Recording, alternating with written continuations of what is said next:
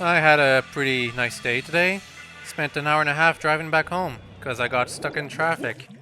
Worst part is that I don't even know the reason why. I thought it was an accident, and I thought once I reached that accident and bypassed it, it would be like clear sky and just drive back home real quick, but it never happened. This traffic just kind of dispersed. The charger in this match almost caught me right there, and because of that, I spent the rest of the match being very cautious around it. Got lucky with my splat bomb right here. I was expecting to catch some player, but I was not expecting to splat them in one hit. Incidentally, I got caught by the enemy splat bomb right here, although it was more of a coordinated strike between two enemy players. While all of this is happening, Justifier was in the back harassing our opponents. Very good job. And me, I was still trying to learn how to use the soda slosher. It's probably my favorite slosher to use so far, but I'm not sure if it's the best one. We'll have to see what I can find out about it when I'm actually doing the tip video, because I have not gone around to it yet, although it will be the next thing I'll do. But for this weekend, I'm actually thinking of also doing more Road to S Plus rank. Would be neat. I haven't been playing Splatoon nearly as much as I used to. Mostly because I'm so busy, but it should start clearing up very soon. Assuming I don't get caught up with the family events. My sister wants to go to a water park all of a sudden. I don't want to get dragged into her antics, particularly because as much as I enjoy water parks, we spend most of the time just walking around waiting to get inside the ride. Anyway, I have trouble aiming up close with a bucket. Is that normal? I haven't used them often enough to be able to assess how good their horizontal reach really is. Incidentally, the player who last splatted me, I think he's lagging a bit too, because he's gonna have trouble splatting me in other instances. Speaking of being splatted, I was really angry after this one. I did not notice the freaking squid was coming along with the Seeker, and getting splatted like that just... I don't like getting splatted by carbon rollers. Just really upsets me. Just because of how fast their weapon is. But it's normal. I mean, their range is limited after all. In fact, I think it's one of the weakest ranges of all. Only like the Splush-O-Matic has a weaker range. But it kills in one hit, so it's still annoying. I hadn't noticed that there was an opponent behind us in our base right here.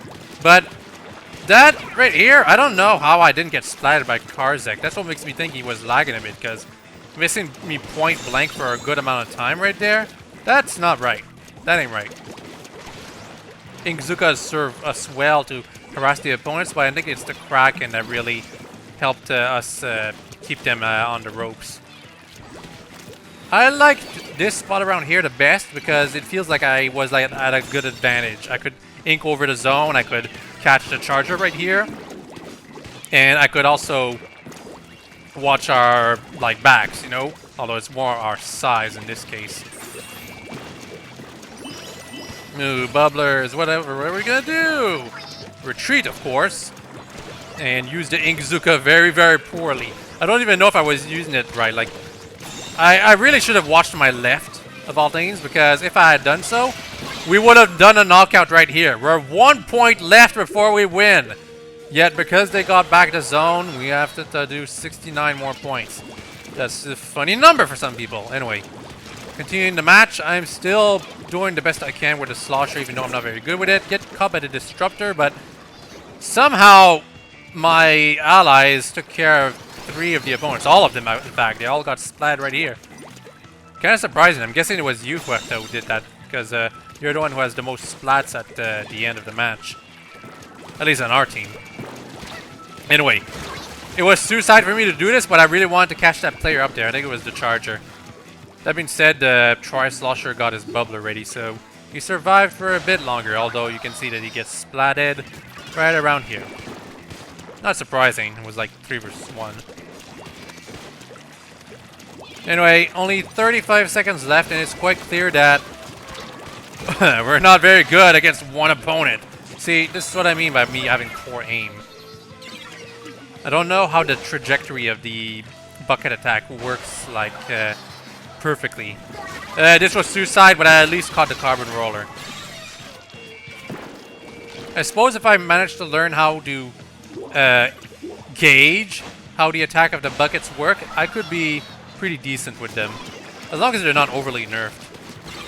A lot of people keep saying, hey, you're not good with the E-Liter anymore. What happened? It probably doesn't help that the E-Liter has been nerfed tremendously.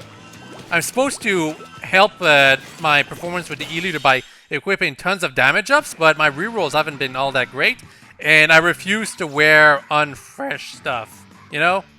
Did my voice crack right there? Sometimes it cracks when I don't expect it to. Anyway, speaking of my equipment, it's also because if I don't wear my bobble hat, people will be like asking me, hey, why aren't you wearing your bobble hat anymore? I like your bobble hat. So essentially, I'm stuck between a rock and a octoplace or something like that. Anyway, that was this match. I thought it was pretty entertaining, pretty good performance on all players. Hope you all enjoyed it and hope you have a nice day. Bye-bye.